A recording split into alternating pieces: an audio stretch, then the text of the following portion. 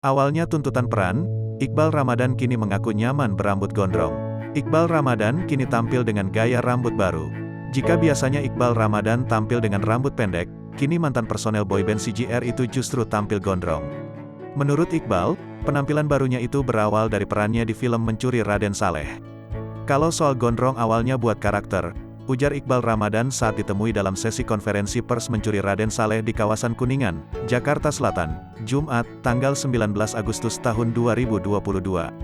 Namun, rambut gondrong itu lama-lama membuat Iqbal nyaman dengan penampilan barunya. Tapi saya nyaman, jadi mau gondrong aja terus, katanya.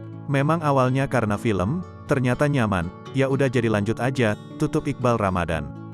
Dalam film Mencuri Raden Saleh, Iqbal Ramadan berperan sebagai Piko. Tayang perdana pada tanggal 25 Agustus tahun 2022, Mencuri Raden Saleh dibintangi oleh Iqbal Ramadan, Angga Yunanda, Ari Irham hingga Agnini Hakwe.